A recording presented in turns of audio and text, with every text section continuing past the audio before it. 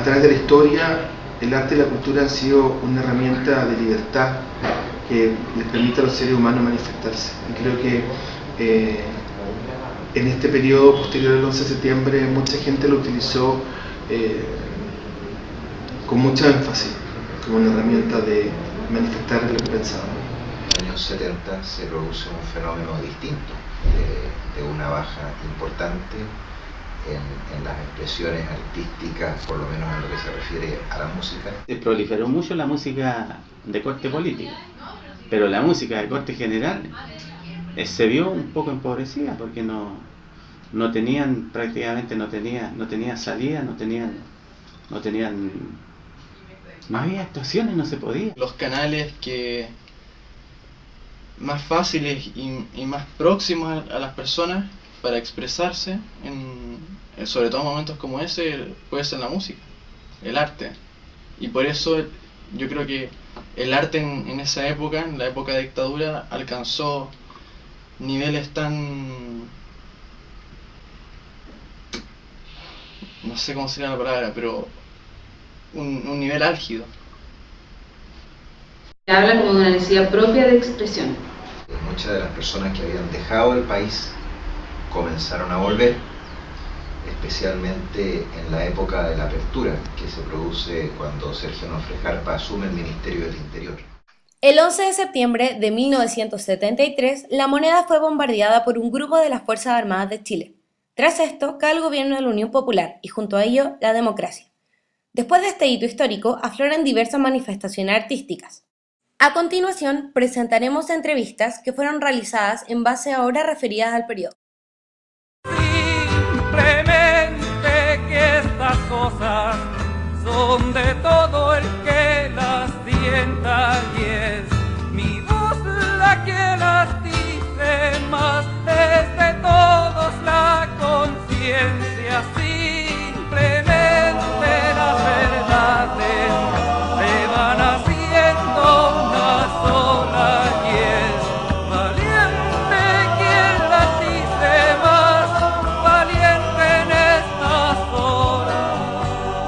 La banda como que quiso, a través de la letra, dar cuenta como de un sentimiento colectivo de la época, pensando que esa canción es como de los años 80, en plena dictadura, en que existió una represión súper fuerte hacia las manifestaciones artísticas, porque siempre existió de parte de los grupos de poder, principalmente los militares, existió siempre una especie de sospecha hacia el mundo del arte y por ejemplo, habían instrumentos que eran considerados subversivos. Se hablaba de instrumentos subversivos como la quena, el cultrón. Somos 5.000 aquí, en esta pequeña parte de la ciudad. Somos 5.000. ¿Cuántos somos en total? En las ciudades y en todo el país. Solo aquí 10.000 manos que siembran y hacen andar las fábricas. Cuánta humanidad con hambre, frío, pánico, dolor, presión moral, terror. Sin duda lo que expresa en esto el cantautor Víctor Jara es dolor, es sufrimiento, es angustia y cuestionamiento. Eso se lee en este poema. A través de su narración, de su relato, va señalando el sufrimiento, lo que está viendo, lo que siente que lo acecha. Aunque los pasos toquen 1000 años este sitio, no borrarán la sangre de los que aquí... Es una canción totalmente dirigida hacia la izquierda. Totalmente. Habla de los caídos. Prácticamente yo no sé en qué fecha se compuso esa canción. En 2000. Tiene que haber sido después del golpe militar. ¿Sí? Entonces habla justamente de los caídos, y casi la mayoría de las canciones de los Iyapu son canciones dirigidas, canciones de izquierda, que hablan hablan más política que tema de canción.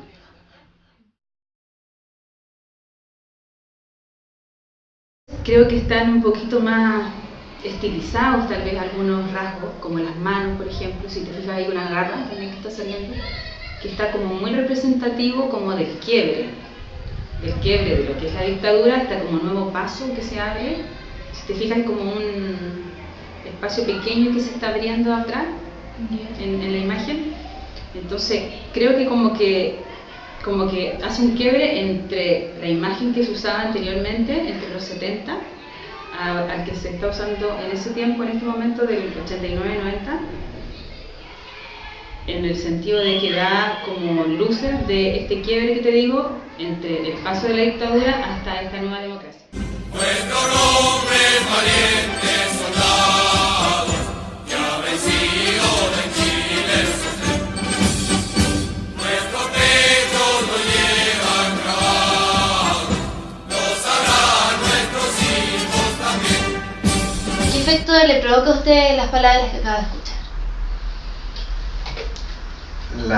En primer lugar, la canción nacional, a diferencia de lo que uno cree, no tiene la estrofa que habitualmente se canta, sino que tiene, no recuerdo bien, son 5 o 6 estrofas a lo menos. Fue reforzar todos los elementos patrios, ¿bien? Que fue una constante en el gobierno militar, los desfiles, la recuperación de las fiestas del 18 de septiembre. El gobierno militar en eso puso harto empeño. Entonces no me produce nada especial, salvo recordar que era la estrofa que cantábamos en el tiempo del gobierno militar. ¿Crees que es una representación fidedigna del periodo? No sé si sea como la pretensión del arte, es más bien cualquier periodo. Una expresión de cómo ese autor o esos autores sienten la realidad en ese momento.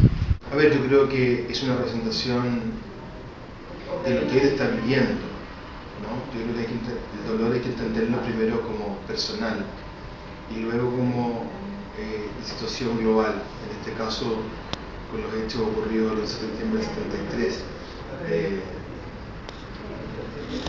Esto es una obra, eso es una composición, primero, ¿verdad? Y hay que entenderlo también desde esa lógica. Si esto constituye un testimonio fidedigno, eso no lo vamos a saber nosotros, eso es parte de lo que sucedió ahí, pero hay que entenderlo como lo que a él estaba pasando. O sea, en particular lo de la brigada, como es un mensaje político y casi publicitario, porque la muralla está usada como un cartel casi, ¿no? Entonces no se podría como juzgar si no es fidedigno o no, porque está hecho no por el académico, ni por un profesor de arte o por un pintor ultra conocido, sino que está hecho por personas del pueblo o de la sociedad, de la población inclusive, que tienen la necesidad de expresar algo. Entonces esa necesidad es súper legítima. Enderézate y préstale atención a lo que digo, pues yo estoy cantando por la voz de mis amigos. ¿Quiénes crees que son sus amigos? Probablemente aquellos que no tienen voz en esa época y probablemente también los que ya no están, los que murieron, los desaparecidos. ¿Y a quién designarías tú como los que en esa época no tenían voz?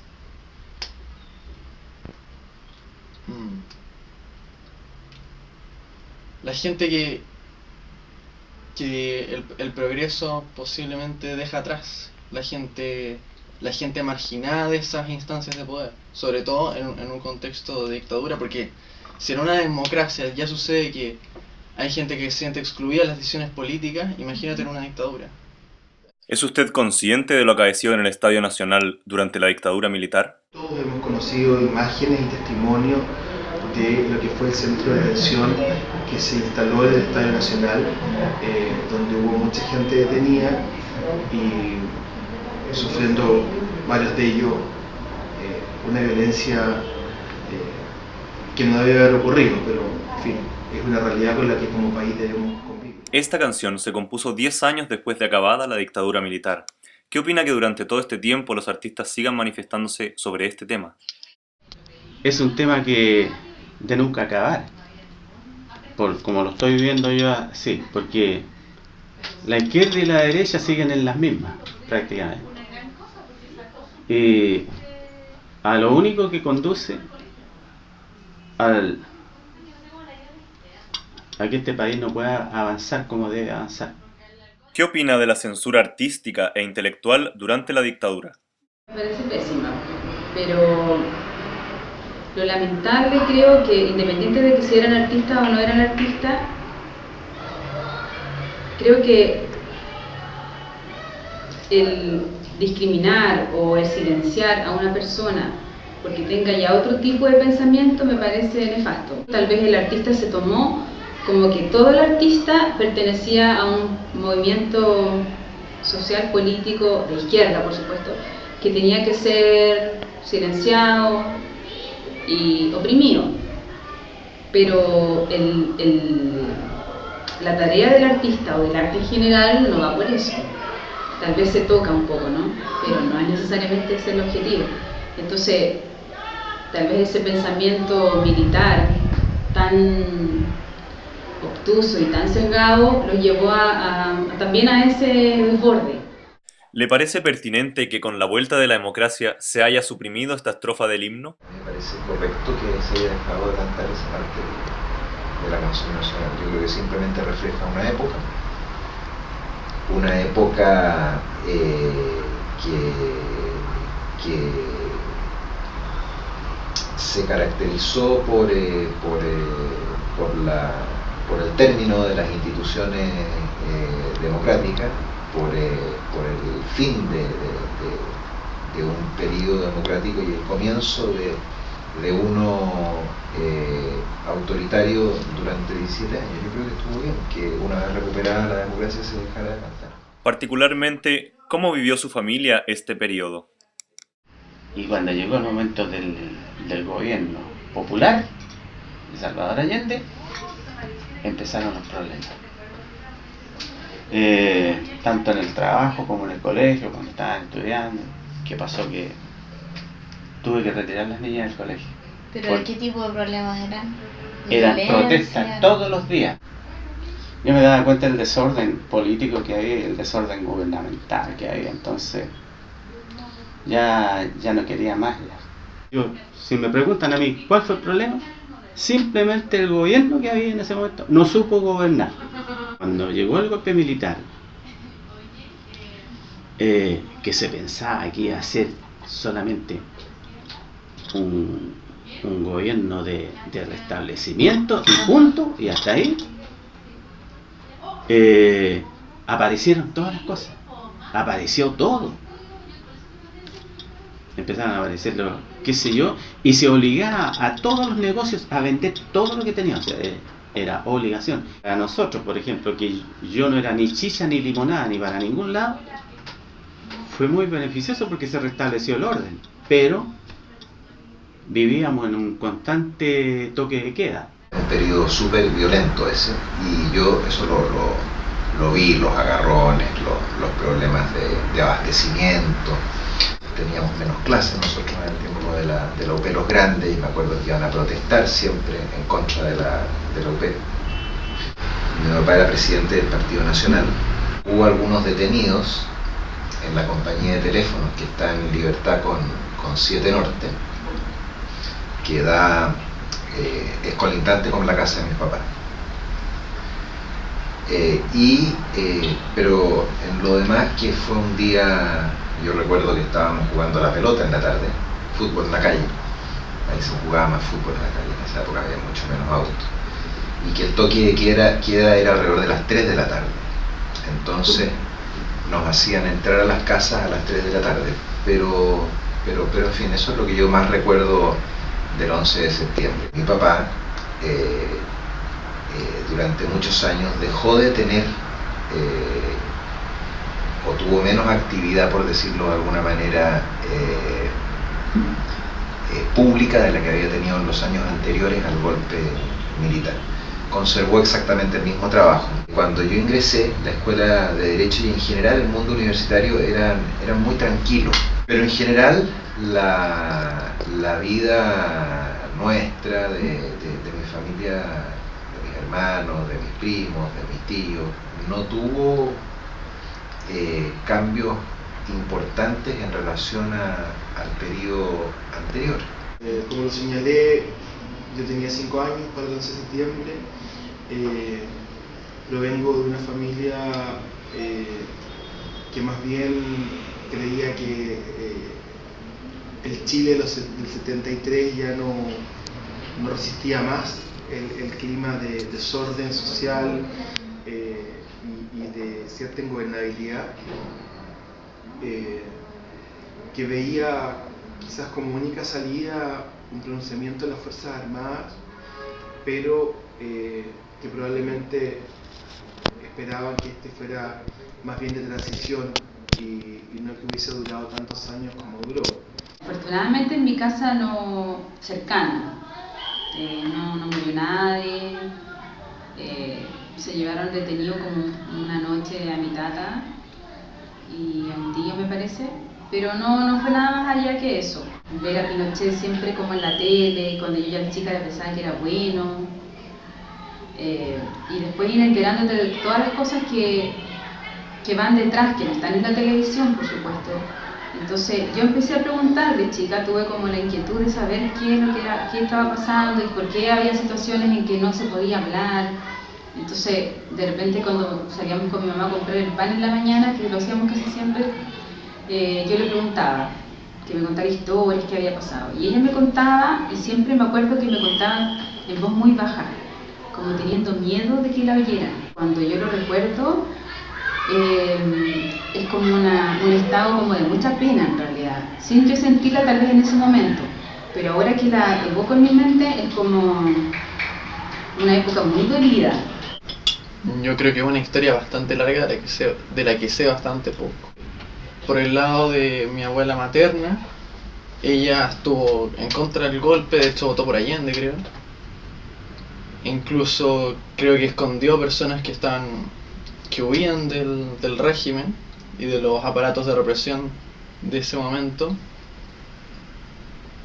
A mis papás los marcó profundamente como vivir en una sociedad tan limitada, en que nunca habían conocido cabalmente la democracia, y votaron ambos que no en el plebiscito del 88. Tenemos que ser capaces, y eso ustedes tienen la mayor responsabilidad, de siempre entendernos como sociedad, de siempre respetarnos en la diversidad del pensamiento y de pensar que Chile es un país que tiene más capacidad y más voluntad de entendimiento que de enfrentamiento. A mí hay una frase que me gusta mucho de un destacado político británico, Sir Winston Churchill, quien dice que hasta la peor de las democracias es mejor que una dictadura. Y yo personalmente concuerdo plenamente con esa frase. Yo creo que hasta la peor de las democracias es mejor que una dictadura, pero lo que no pueden hacer las malas democracias es llevarnos a un nivel de enfrentamiento. Debemos ser capaces nosotros, los ciudadanos, de alertar ello antes y de poner un punto de inflexión y decir esto no puede pasar. Aquí lo importante es que miremos el pasado, lo entendamos en el hoy día y con ello proyectemos el mañana, en que nunca más pasen hechos como este que Víctor Jara, tanta gente anónima, vivió y desafortunadamente todavía, a 40 años de ese momento, todavía significan una herida en el alma del país. Yo confío plenamente en que seamos capaces de mirar hacia adelante, sin olvidar, pero mirar hacia adelante y tratar de que nunca más estas cosas ocurran. Sí,